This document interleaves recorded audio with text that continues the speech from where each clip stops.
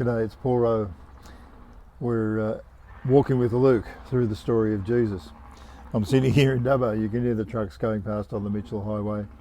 You might even hear a Flying Doctor plane go overhead. That's okay.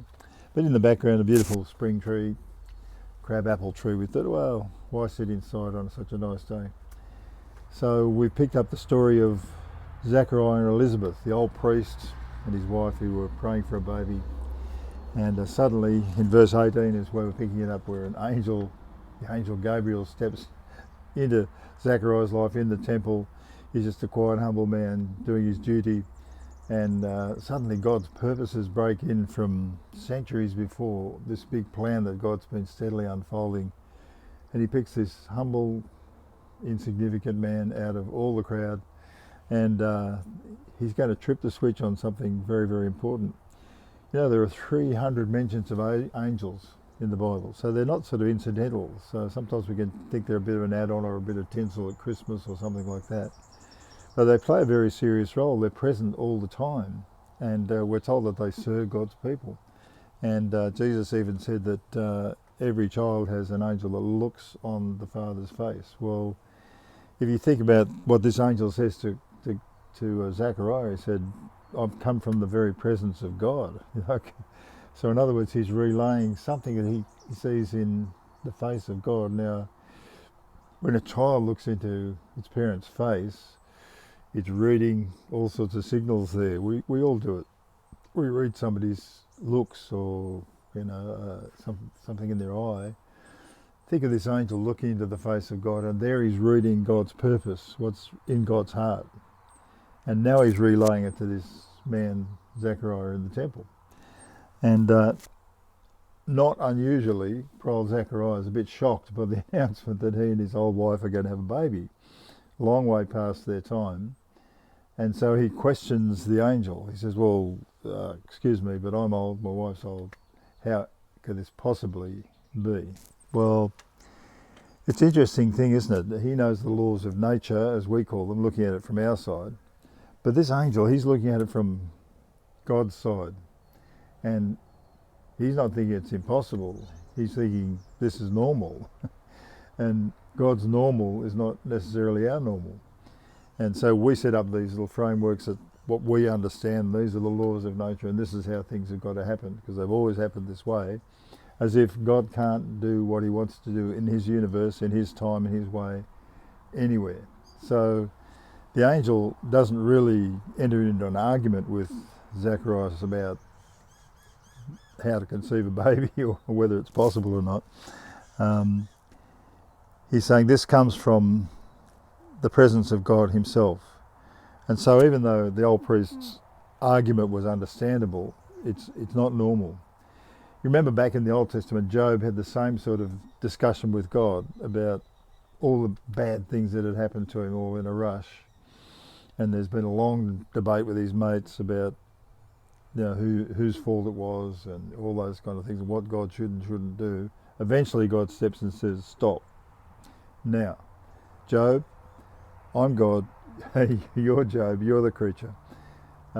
Get perspective. And I think that's pretty much what's happening here with this angel. He's saying to Zechariah, just get proper perspective here. You're God's creature. He has his plans. But the interesting thing is they're not pawns in the game. He calls him by his name, Zachariah, and he tells him his name, I'm Gabriel.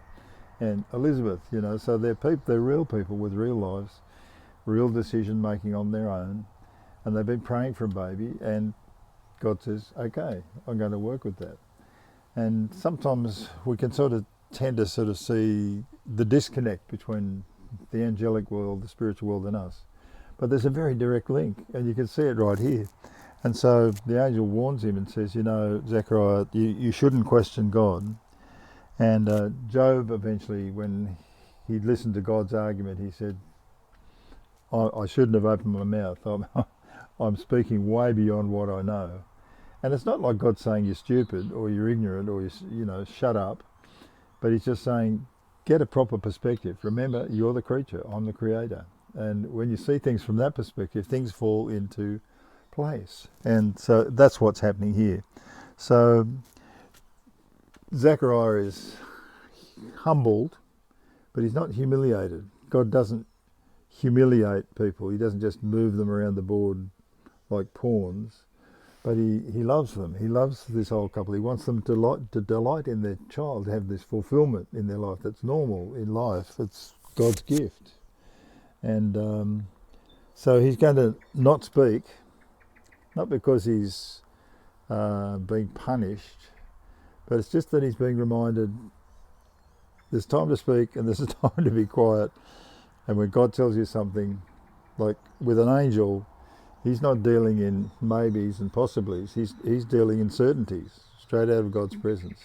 So when we're praying and God's answering our prayer, remember, God works with certainties. And this might have been a long time coming through history, but it's going to happen, just like he said. And that's why I think Luke's put this little story in here, because he's gathered the information, he's gone around and interviewed the eyewitnesses. He's starting to put this story together, and you can see the long picture of God moving all the pieces into place, and eventually choosing this old couple to bring this little stage of a much bigger drama into focus. Well, continuing Luke 1, verse 21, this encounter that Zacharias is having with the angel Gabriel.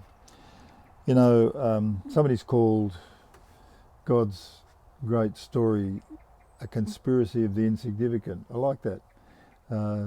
These ordinary people playing a part in a big drama. Well, in this case, God has sent this message to Zechariah, and he's given him this message, and the people outside are waiting to see what's happened to the priest in there. It's taken a long time. So when he comes out, they can see something as dramatic has happened in there. Not sure what it is, but they figure maybe it's something special, a message from God. And he has to sort of sign. He can't speak, so he's signing to them. Maybe he flapped his arms, I don't know what he did to signal that he'd seen something spectacular. And so when the time of his service was complete, he went back home. Elizabeth gets pregnant, and that's where the story will finish today. You know, God loves to shroud his interventions in obscurity, and you think about Moses received his visitation out in the back of a desert with a burning bush on his own, just as a shepherd. Or Samuel was just a boy in the temple one night, and God calls his name and tells him an important chapter is about to break in on Israel's history. David was out in the back paddock looking after sheep, and that was his first encounter with God there.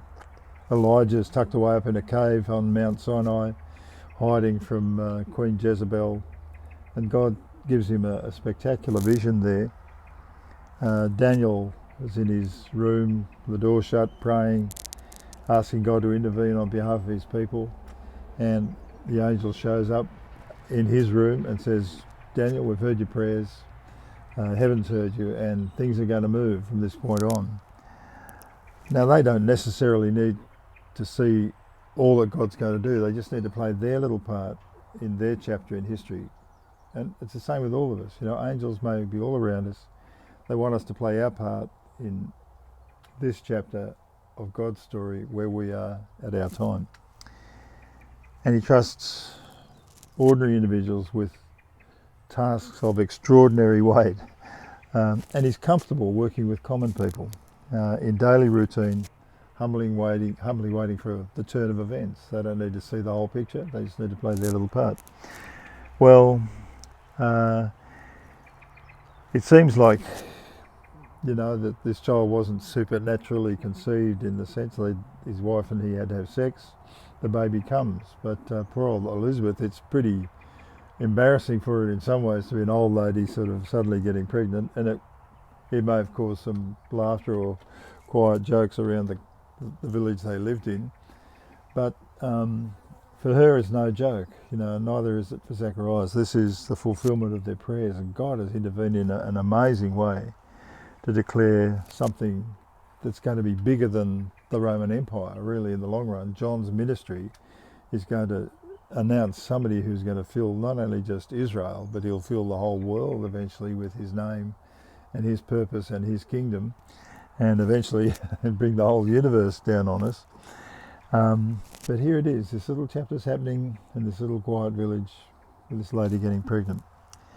Well, this lady, like a lot of other ladies in the Old Testament, in Israel's history, had sort of given up hope of having children, or they were sort of despairing. To be barren in those days was sort of a great shame for a woman, that it seemed like she hadn't really fulfilled her purpose. Now these days, well, that's quite a different story for a lot of people. But you imagine a family, and you've heard these stories often enough, who are struggling to have a baby, and they can't have a child. And we've had friends that this has happened for, and they have IVF treatment, and then suddenly they fall pregnant, and they're absolutely jubilant.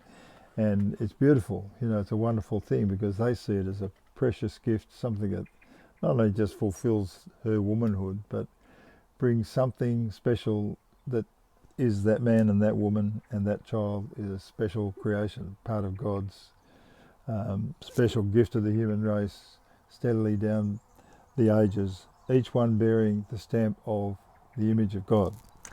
Well, Elizabeth certainly interprets this as a blessing in her personal experience, and her quiet resignation of living as a lady up in the village on her own, a barren lady, a childless lady, suddenly is replaced by a radiant faith, like she's fulfilled.